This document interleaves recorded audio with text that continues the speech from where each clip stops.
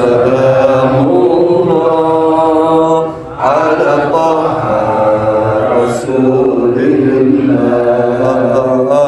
Salatullah salamullah ala Yasin Habibillah. Salatullah salamullah ala Taha Rasulillah. Salatullah salamullah ala Yasin Habibillah. Ala Yasin Habibillah. Allahumma salli wa sallim wa barik alaihi. Assalamualaikum warahmatullahi wabarakatuh.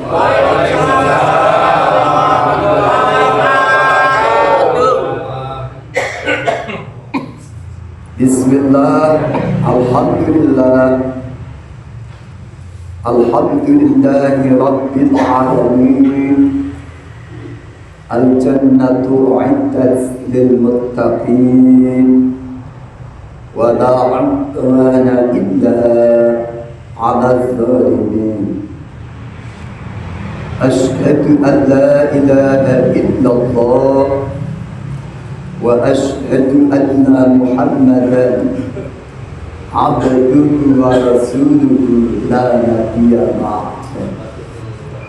Allahumma salli wa sallim wa barik ala sayyidina wa maulana Muhammadin wa ala alihi wa ashabihi ajma'in.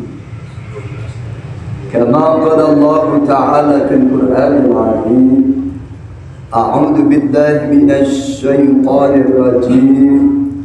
Bismillahirrahmanirrahim. Yarfa'illahu alladhina amanu minkum walladzina utul ilma darajat. Wa qala nabiyyu sallallahu alaihi wasallam, man salaka tariqan yaltamisu ilal ilmi sahhalallahu lahu tariqan ilal jannah. Wa qala aidan, julusu sa'atin 'inda al-ulama ahabbu ila Allah min ibadati alfi sanati al-hadid. Hadratal muhtaramin wal mukarramin, segenap para alim, para ulama, para kiai, para sakti, tokoh masyarakat yang kita hormati, Bapak Haji Bodi, Bapak Ustadz Nasar Tadi, selaku pembawa acara yang kita hormati, Bapak RT Marzuki, muter dari sebelah kiri ada Bang Salim, ada Bapak Wahyu, Bapak Wahyu, Bapak Haji no yang pakai ketup putih-putih dua, Bapak Haji insyaallah. Bapak Haji Nasa ya, namanya Haji Nasa juga. Bapak Haji Bahrudin, Pak Haji Bahrudin, biasanya dekatnya situ Bapak Haji Nasa. Subhanallah. Insyaallah dia lagi melihat kita ini ya. Iya, jadi alam barzah itu bisa melihat dunia, tapi kita nggak bisa melihat mereka. Subhanallah. Ya, yang pakai baju merah siapa? Tidak paham, tapi belum kenal namanya.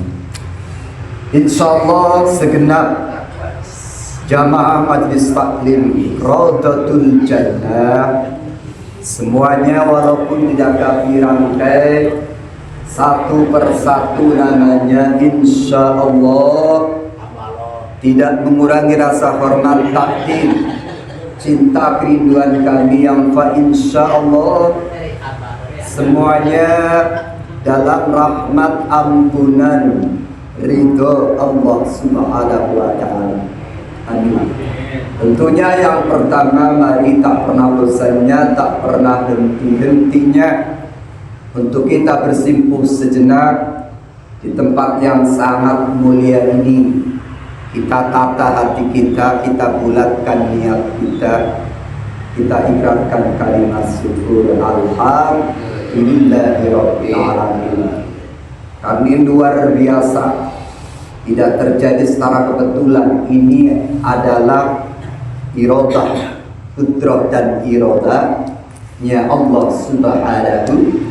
Kehendaknya Allah malam hari ini Allah hadirkan kita, Allah pertemukan, Allah kumpulkan kita dalam tempat yang mulia ini dalam rangka mengumpulkan satu kewajiban, yaitu thalabul ilmi sekaligus silaturahmi.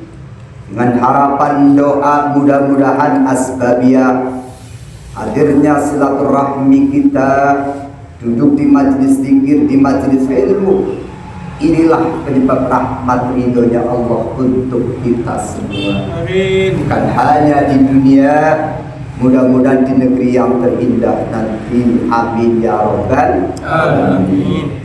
Salawat teriring salat senantiasa terlimpahkan, tercurahkan kepada manusia yang paling agung, pemimpin umat, pemimpin manusia, khatamul anbiya, yang punya syafa'atul kubra, syafa'atul uzma, baginda Rasul Muhammad sallallahu alaihi wasallam beserta keluarga, para sahabat, para tabi'in hingga kita umumnya umatnya, khususnya jamaah Majelis Taklim Raudhatul Jannah. Insyaallah tetap berdoa optimis, satu saat pun bisa ziarah ke Mekah Madinah, ziarah ke Maqam Rasul, baik melalui haji maupun umrahnya.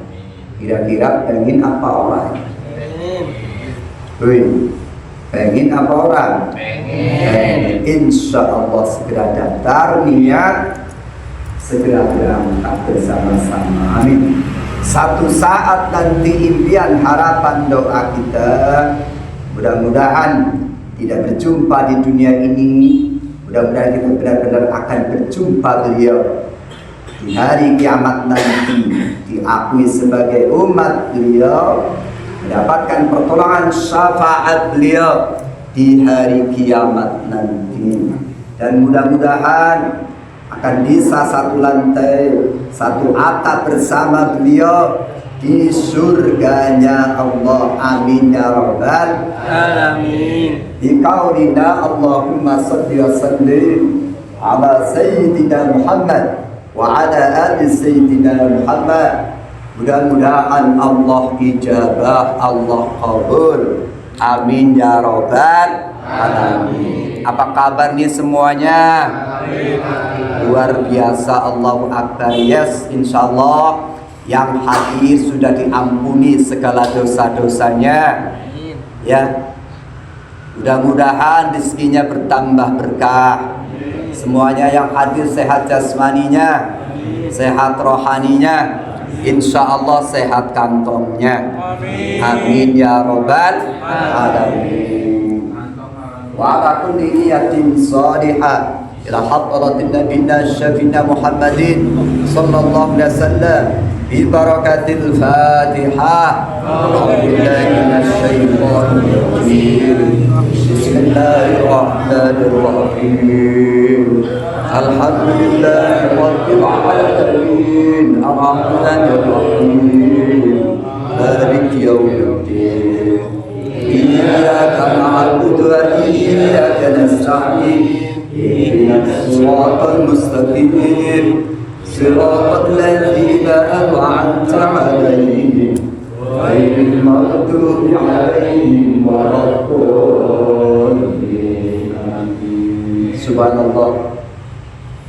Hadirnya kita di sini tidak lain dan tidak bukan, yang pertama apa tadi? niat thalathul ilmi. Yang kedua, niat silatul. Mudah-mudahan inilah penyebab rahmat ridhonya Allah. Dan ternyata rahmat dan ridhonya Allah ini adalah kedudukan derajat yang sangat tinggi di sisinya. Kalau orang sudah mendapatkan rahmat ridhonya Allah, urusannya beres, Pak RT. Pak RT punya majikan kaya raya, ngikut kerja di majikan yang kaya raya. Cuma majikannya kurang ridho, kurang suka sama Pak RT, kerjanya enak nggak? Orang enak. Tapi punya majikan kaya raya, dermawan, taat lagi, terus sayang sama kita, enak nggak? Enak. Sama. Mudah-mudahan hadirnya kita ini rahmat ridhonya Allah. Kalau sudah dapat rahmat ridhonya Allah, urusannya lewat, beres. Contoh, ketika Nabi Allah, Nabi kita Muhammad sallallahu alaihi wasallam hijrah dari Mekah ke Madinah, dikejar-kejar oleh orang kafir Quraisy Mekah. Akhirnya untuk sementara nyari aman, singgah bersembunyi di Gua Hiro. Pun sudah ada yang curiga, benar dikejar, ya. Subhanallah, apa yang terjadi? Nabi Muhammad diselamatkan dalam Gua Hiro. Allah utus itu burung lanang wedon. Tahu lanang wedon? Tahu lanang wedon. Bikin sarang pas di depan pintu, pas sarangnya rapi, terus nelor pisang. Yang pertama, lalu Allah utus laba-laba, seketika langsung buat rumah yang sangat indah, cantik, ruwet, dan luar biasa rapinya. Sampailah itu pasukan kafir Quraisy sampai di depan gua. Nggak mungkin ini kalau gua ada orangnya. Pasti itu sarang burung berantakan, burung pada terbang, sarang laba-labanya pasti berantakan. Tapi Allah selamatkan Nabi Muhammad dan sahabatnya Abu Bakar As-Siddiq. Mengapa itu bisa terjadi? Karena Nabi mendapatkan pertolongan, rahmat ridhonya Allah. Pun demikian, Nabi Allah Ibrahim alaihissalam karena menghancurkan patung-patung sesembahan orang-orang kafir kala itu, akhirnya Nabi Allah Ibrahim ditangkap, diikat, dilemparkan ke api neraka, ya, yang sangat membara, ya. Subhanallah, ya. Secara logika api itu dingin apa panas? Dingin. Panas. Coba pegang itu untung rokok. Coba untung rokok. Subhanallah. Dilempar itu Nabi Allah Ibrahim, sedikit pun tak tersentuh api, bahkan merasa kedinginan, ya. Subhanallah. Dalam Al-Anbiya ayat 69 Allah berfirman, Bismillahirrahmanirrahim. Qulna ya naru kuni bardan wa salaman ala Ibrahim. Qulna ya naru kuni bardan wa salaman ala Ibrahim. Berfirman aku, kata Allah, ya narukuni, wahai api, jadilah engkau bardan yang dingin, wasalaman, dan menyelamatkan ala Ibrahim, atas Nabi Allah Ibrahim. Seandainya tidak ada ayat wasalaman, ya, Nabi Allah Ibrahim akan meninggal, akan mati, bukan karena kepanasan, tapi karena kedinginan. Ya narukuni wahai api dingin, wasalamat dan selamatkan. Seandainya tidak ada lafal selamat dan selamatkan, niscaya Nabi Allah Ibrahim akan mati bukan karena kepanasan, tapi karena kedinginan. Subhanallah, yang seharusnya api itu panas membara, tapi justru Nabi Allah Ibrahim alaihissalam kedinginan. Kenapa itu bisa terjadi? Karena Nabi Allah Ibrahim mendapatkan pertolongan rahmat ridhonya Allah. Biar semangat di ngajinya. Rahmat ridhonya Allah kedudukannya luar biasa, sangat tinggi. Kenapa? Jamaah, siapa penjaga pintu neraka? Malaikat Malik. Ya Rob, protes aku ya Rob, gantian sama malaikat penjaga surga. Aku mah di sini kepanasan sekali-kali apa? Biar malaikat surga ngerasain panas di neraka, kagak. Subhanallah, malaikat Malik gak pernah protes panas, jenuh, enggak.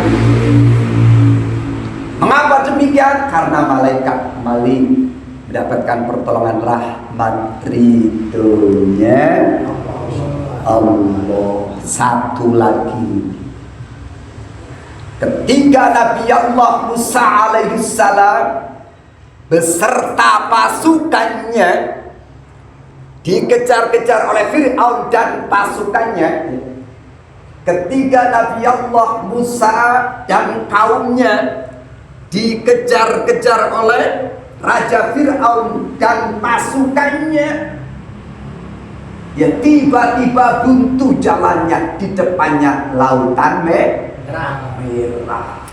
Kalau kita mati dan mati putus asa. Tapi apa yang terjadi seketika itu? Allah berfirman kepada Nabi Musa dalam surat Asy-Syu'ara ayat 63 yang berbunyi Bismillahirrahmanirrahim. Fa'auhayna ila Musa anidrib bi'asakal hajar. Fa'auhayna ila Musa anidrib bi'asakal bahr. Allah فانفلق فكان كل فرق كالطود العظيم. فأوحينا إلى موسى أن اضرب بعصاك البحر فانفلق فكان كل فرق كالطود العظيم. Maka aku wahyukan kepada Musa anidrib bi'asakal bahr. Doroba yadribu dorban madroban bahwa doribun wadaka madrubun. Idrib fi'lul amri dilalatun alal amri alamatuhu bil jazmi. Idrib, wahai Musa, pukulah air lautan itu bi'asakal bahr. Wahai Musa, idrib, pukulah air lautan itu dengan tongkatmu. Seketika perintah dari Allah, Nabi Musa pun cepat-cepat memukul air lautan. Famfalaqo, maka terbelahlah lautan itu menjadi dua, kanan kiri. Subhanallah. Fakana kulun firqin kattatil azim. Setiap satu belahannya kanan kiri seperti gunung yang tumpuk-tumpuk airnya. Subhanallah. Terjadi. Akhirnya Nabi Musa dan kaumnya lewat. Lihat kanan kirinya sampai dikatakan At-Tawdil Adim. Itu air laut bertumpuk-tumpuk. Subhanallah. Ya, sampailah di daratan sana Nabi Musa dan kaumnya. Fir'aun dan pasukannya mengejar. Baru nyampe tengah-tengah.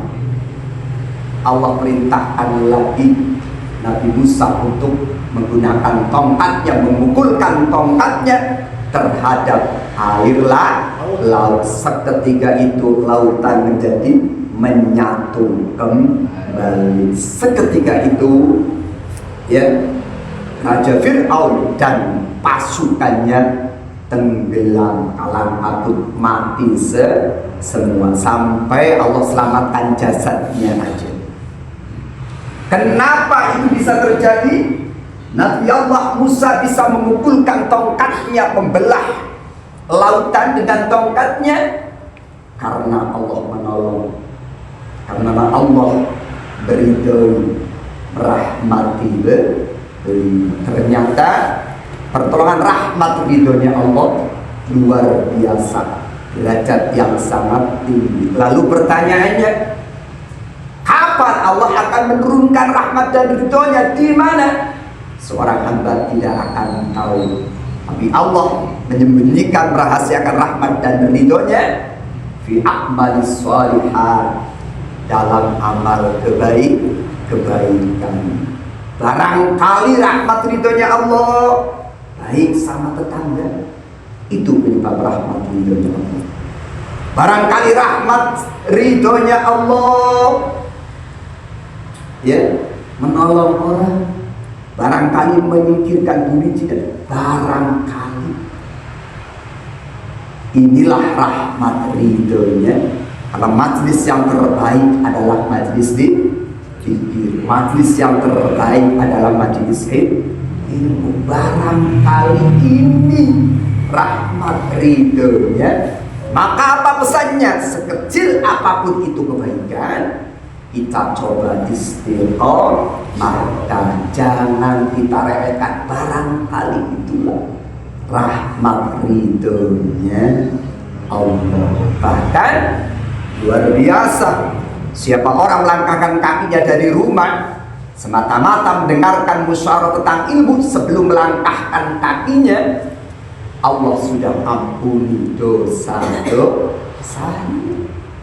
Gak sampai di situ, hatta hitam fil bahri yastaghfiruna lahu, sampai ikan di lautan pun memintakan rahmat ampunan pada orang yang sedang duduk di majlis ilmu. Bahkan Nabi menjamin, sahalallahu lahu tariqan ilal jannah, Allah akan gampangkan baginya untuk masuk ke dalam surganya.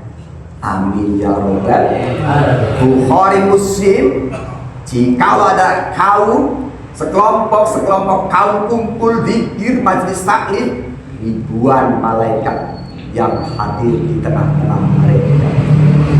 Ya, wa anzalallahu as-sakinah wa khasyiyatuhur rahmah.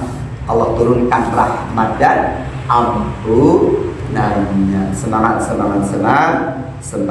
Jadi jangan pernah ya, kalau tidak ada halangan, insya Allah tetap berangkat. Lanjut. Baru 45 sampai setengah 10 aja ya. Minum dulu, santai aja.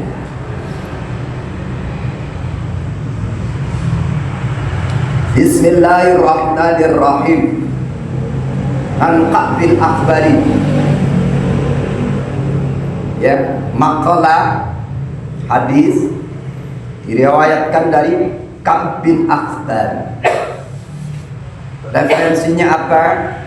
Tajridus Shorih ada, Nasaihul Ibad ada. Jadi Ka'b bin Akhbar ini adalah berasal pendeta dari Yaman, Yahudi dari Yaman, masuk Islam pada zaman Khalifah Umar bin Khattab.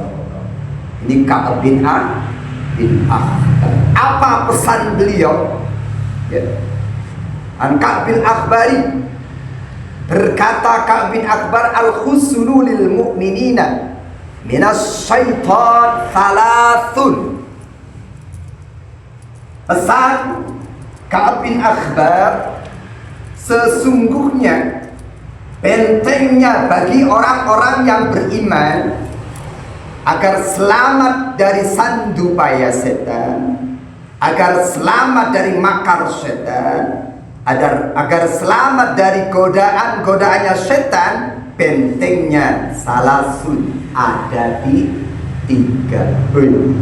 Halo, jamaah punya benteng yang sangat kuat, bunker umpamanya. Gak bunker benteng, bentengnya tebel, ada 15 meter tebelnya. Kira-kira aman dari musuh gak? Aman. Betul? Punya benteng tinggi, tebel, wah aman. Buat benteng pertahanan insya Allah menang. Tapi kalau bentengnya rapuh, ya, lempar tombak jebol, wah ampun dah, kalang kabut. Betul? Sama bentengnya bagi orang yang beriman itu ada 3. Yang pertama, al-awalu al-masjidu. Yang pertama bentengnya bagi orang yang beriman adalah masjidnya, musolahnya. Saudaranya masjid musola, majlis zikirnya. Saudaranya lagi majlis ilmu. Ini luar biasa. Benteng-bentengnya orang yang beriman ya ini. Jadi jangan pernah tinggalkan masjidnya, jangan pernah tinggalkan musolahnya, jangan pernah tinggalkan majlis zikirnya, jangan pernah tinggalkan majlis ilmu. Karena inilah benteng yang sangat kuat yang akan menghalau dari godaannya setan. Selain yang pertama jelas, masjid musola adalah tempat untuk kita bersujud kepada Allah, tempat kembali kita kepada, tempat mengadu gelah, ya, keluh kesah kita kepada Allah. Lagi sedih, ya sedih, gak mungkin ke pasar kan, pasti dia sholat musola ke masjid. Yuk, betul? Subhanallah. Innama ya'budu masajidallahi man amana billahi wal yawmil akhir. Sesungguhnya orang-orang yang bisa meramaikan masjid-masjidnya Allah, musolah-musolahnya Allah, tempat-tempat zikir Allah, tempat-tempat majelis menuntut ilmu, mereka hakikatnya orang-orang yang punya iman sempurna. Yang pertama berarti jangan pernah tinggalkan sholat berjamaah di musolahnya. Luar biasa kalau kita kupas itu berjamaah, ya, 20 derajat, 1 derajat ke derajat yang lain nanti di surganya. Hadiah untuk sholat berjamaah menempuh jarak 500 tahun, bayangkan. Makanya sekarang dia dirahasiakan oleh Allah. Mana hamba-hambaku yang percaya, biarin. Tetap yang perlu mengajak kayak ini, ajak warganya sebanyak-banyaknya untuk ngaji, ramai ilmu, musola. Orang gelem ajak terus. Yang penting jangan sampai kosong lompong. Inilah benteng yang paling kuat untuk menjaga keimanan kita dari gerogotan-gerogotan godaannya setan yang pertama. Sehingga sholatul jamaati afdalu min sholatil fardhi bi 27 darajat. Sholat berjamaah itu lebih baik daripada sholat sendirian dengan 27 derajat. 1 derajat ke derajat yang lain nanti di surga menempuh jarak 500 tahun. Subhanallah, Allahu Akbar. Bahkan lebih baik dari dunia seisinya, itu sholat berjamaah, sholat subuh. Ada hadisnya kan? Lebih baik daripada dunia seisinya. Lamborghini gak ada apa-apanya. 10 miliar ada yang punya 10 miliar. 100 juta orang ada. Orang yang terhebat, terkaya adalah orang yang istiqomah sholat berjamaah. Ayo kita kembali ke musholanya, kita kembali ke masjidnya. Yang pertama, jangan untuk melaksanakan sholat berjamaah, jangan tinggalkan berjamaah. Yang kedua, masjid sebagai tempat untuk bersilaturahmi, ya. Kita taklim, kita zikir, subhanallah, Allahu akbar. Yang pertama. As-sani, qiraatul Quran. Apa bentengnya? Orang-orang yang beriman yang kedua suka membaca Al-Quran. Jangan ada dusta di antara kita. Dari pagi bangun sampai hari ini sudah pegang Al-Quran apa belum? Tadi udah barusan. Udah pegang Al-Quran apa belum? HP udah dipegang berapa kali?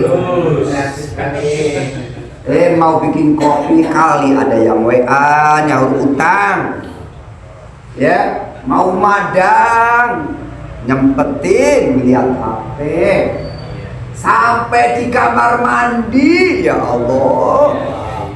Orang ketinggalan HP 100 kali ada kita buka WA ya.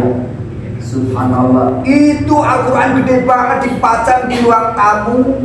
Kayaknya ini ahli rumahnya ahli Al-Quran ini. Ya, cuma buat pajangan doang. Orang pernah disentuh, orang pernah dibaca.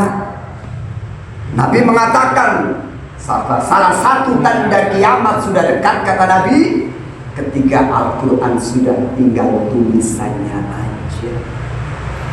Subhanallah. Yuk kembali kita coba membaca, mengkaji Al-Quran, mengamalkan sedikit-sedikit Al-Quran. Kata Nabi, qala Nabi sallallahu alaihi wasallam, afdalu ibadati ummati ba'da shalah qiraatul Quran. Ibadah-ibadah utama umatku setelah sholat 5 waktu berjamaah tadi adalah membaca Al-Quran. Khairukum man ta'allama al-Quran wa 'allamah. Allah, sebaik-baik kamu adalah orang yang belajar Al-Quran dan mengajarkan Al-Quran. Allah, sebaik-baik kamu adalah orang yang mau belajar Al-Quran. Setelah bisa, coba mengajarkan Al-Quran. Kita coba kaji sedikit-sedikit itu Al-Quran. Lama-lama menjadi bukit. Ya. Coba ada 2 pahala yang kita ngeliat nggak tahu, nggak paham. Kita melihat saja dengan mata kita, dapat pahala apa? Yang pertama, melihat Ka'bah. Pengen melihat Ka'bah orang? Pengen berangkat makanya. Subhanallah. Ya. Wah, palsu itu. Tapi kan dilihat terus. Ya, mudah-mudahan kebayang sampai ke hati bisa ke sono. Yang pertama itu melihat Ka'bah, pahala. Terharu ingat Allah, dosanya rontok. Yang kedua, melihat Al-Quran. Bahkan membaca Al-Quran gak tahu artinya dapat pahala. Subhanallah. Allah. Sampai sahabat-sahabat Nabi, sampai para sahabat bertanya, ya Rasul, apa pahala satu huruf dari Al-Quran ya Rasul? Satu huruf dari Al-Quran pahalanya adalah 10 kebaikan. Jadi kalau umpama jamaah Raudatul Jannah, Allah, dijawab oleh Rasul, 1 dari huruf Al-Quran pahalanya 10. Umpama jamaah baca alif lam mim berarti 3 huruf, berarti 30 kebaikan. 1 kebaikan itu berupa apa Rasul? Seperti gunung Uhud yang jadi emas yang disedekahkan.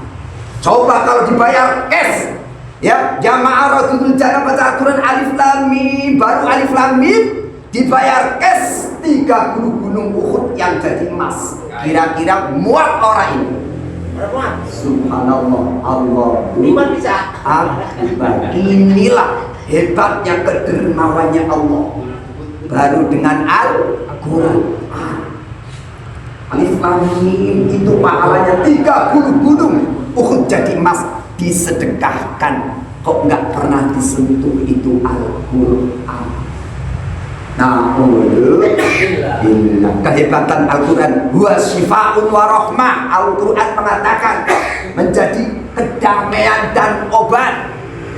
Yang pertama, yang kedua, yukhaffifu an sakaratil maut, dimudahkan dalam sakaratul maut. Yang ketiga, seorang yang biasa istiqomah membaca Al-Quran akan dibebaskan dari siksa kubur. Yang keempat, 10 golongan setelah dikubur jasadnya ratusan ribuan tahun bahkan sampai hari kiamat, jasadnya utuh, gak busuk, gak dimakan belatung. Salah satunya adalah ahli Al-Quran. Ahli Al-Quran yang bagaimana? Yang keilmuannya dijaga, kesolehannya dijaga, bacanya tajwidnya luar biasa. Ya, kalau mau ya nafsiri, gak cukup baca tajwid doang, bisa tajwid doang. Harus tahu nahwu sorofnya, nahwunya, sorofnya, tidak cukup. Harus tahu fikihnya, usul fikihnya, mana takhrijnya, mana ayat mustabihat, mana ayat mutasyabihatnya. Ingin tahu indahnya kalam itu rahasianya apa? Harus tahu balaghah, badai ma'ani bayannya, mana tasawurnya, mana alaqahnya, mana natijahnya. Harus tahu ilmu mantiknya. Sehingga diawali dengan dzalik, itu isim isyarat yang sangat jauh. Padahal artinya ini Quran, tapi Allah pakai lafaz dzalikal kitab, menunjukkan Al-Quran itu seakan-akan sangat jauh. Artinya untuk membuka tabir Al-Quran gak cukup harus dengan banyak ilmu, tapi luar biasa. Baca saja alif lam mim, 30 gunung Uhud jadi emas. Subhanallah. Seharusnya orang tuanya, ayah ibunya, masyarakatnya masuk neraka, tapi karena ada satu ahli Quran yang solihah, dijaga keilmuannya, kesolehannya, luar biasa. Ayah ibunya, masyarakat yang terselamatkan, jadi masuk surga semua. Amin ya robbal alamin. Yuk, mulai hari ini, malam ini kita coba pegang kembali, kita coba kaji kembali, baca kembali, kaji sedikit-sedikit, kita amalkan sedikit-sedikit. Insya Allah lama-lama menjadi mungkin. Yang terakhir, at-talisu, apa bentengnya orang yang beriman? Yang ketiga, zikrullah, yaitu selalu zikir kepada Allah. Waktan ba'da waktu, kapan saja, dimanapun berada, dalam situasi dan kondisi apapun. Alladzina amanu wa tatma'innu qulubuhum bi dzikrillah. Ala bi dzikrillah tatma'innul qulub. Allah, yaitu orang-orang yang beriman, mereka akan tenang hatinya dengan sebab banyak berzikir kepada Allah.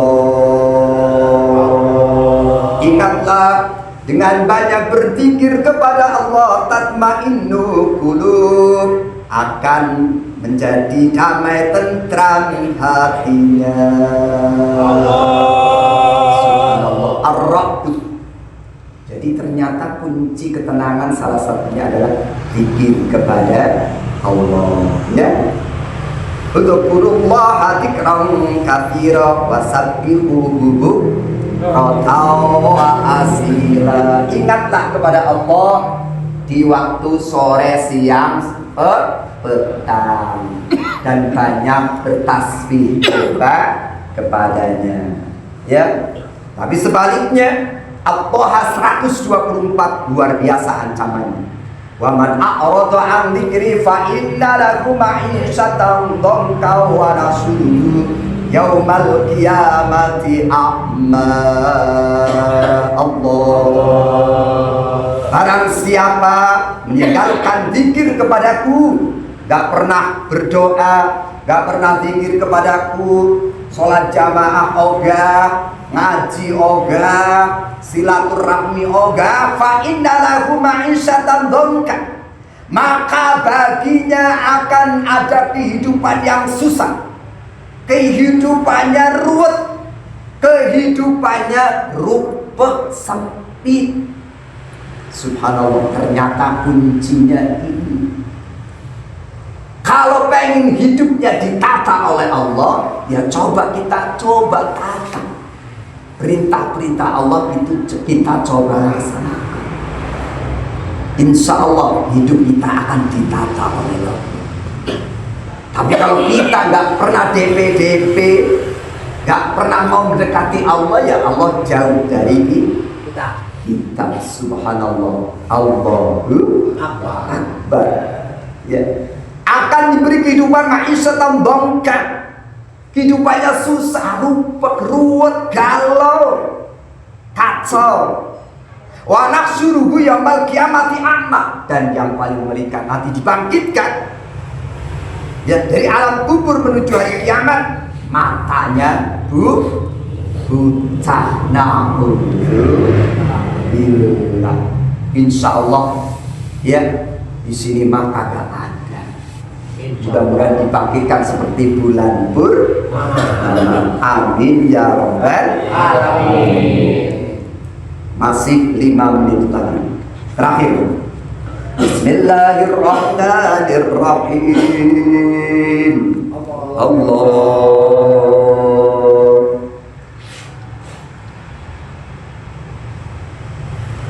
An Abi Hurairah. Hadis yang diriwayatkan dari sahabat Abi Hurairah radhiyallahu anhu qala Nabi sallallahu alaihi wasallam ra'aitu lailatal mi'raj. Nabi bersabda, ketika malam Mi'raj atau ketika malam Isra Mi'raj, ya, aku diperlihatkan sebuah lautan, layak lamu miqdaruhu, yang sangat dalam dan luas, yang gak ada tahu ya berapa luasnya kedalamannya, illallah, kecuali Allah. Wa ala syatihi malakun ala surati thairi. Ternyata di pinggiran lautan yang luas dan dalam ini ada satu malaikat yang menyerupai burung. Walahu sab'una alfu janahi. Malaikat ini mempunyai 1000 sayap. Subhanallah. Idza qala al-'abdu subhanallah, ketika seorang hamba mengucapkan kalimat subhanallah, taharraka min makanihi, maka malaikat ini pindah, bergerak dari tempatnya. Wa idza qala al-'abdu alhamdulillah, dan ketika ada seorang hamba mengucapkan alhamdulillah, basato ajnahatahu, malaikat ini membeberkan sayapnya, kedua sayapnya. Wa idza qala, ketika seorang hamba mengucapkan wa la ilaha illallah, poro, ketika ada seorang hamba mengucapkan kalimat la ilaha illallah, toro, maka malaikat yang menyerupai burung yang punya sayap 1000 ini terbang.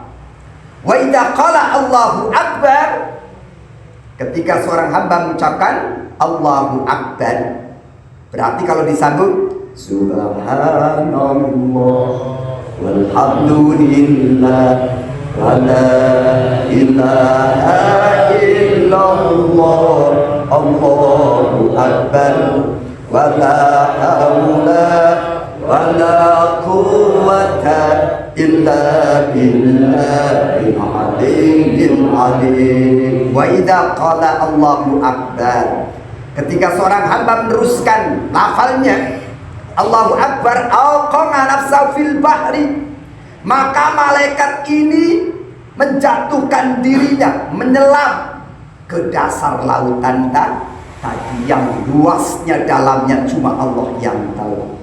Wa idza qala wala haula wala quwata illa billahil aliyyil azim, ketika ada seorang hamba membaca wala haula wala quwata illa billahil azim, yakhruju, malaikat yang sudah menyelam dalam lautan ini yakhruju, keluar lagi, fayamfattu ajnahatahu, sambil mengipat-ngipatkan sayapnya karena ada airnya, fayaqtiru min kulli janahin, ya, menetes dari setiap sayapnya sab'una alfa qatratin, menetes 70.000 tetesan. Fayakhluqullahu ta'ala min kulli qatratin malakan, setiap satu tetesannya Allah jadikan malaikat.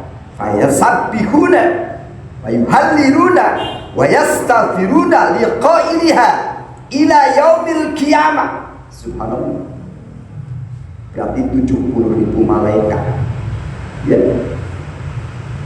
Dari setiap tetesan Allah ciptakan berapa tadi? 70.000 malaikat. Fayusabbihuna, nah malaikat ini bertasbih, tahlil la ilaha illallah, wa yastaghfiruna, memintakan ampunan pada orang yang mengucapkan kalimat subhanallah walhamdulillah wala ilaha illallah wallahu akbar wala haula wala quwata illa billahil aliyyil azim. Coba bayangkan bertasbih, bertahlil, memintakan ampunan rahmat bagi orang yang mengucapkan itu sampai ila yaumil qiyamah, sampai hari kiamat. Ini termasuk zikir tasbih atau zikri la ilaha illallah, tidak ada Tuhan kecuali Allah, ya. Man qala kullu yaumin la ilaha illallah Muhammadur Rasulullah mi'ata marratin ja'a yaumal qiyamah wa wajhu kal badri.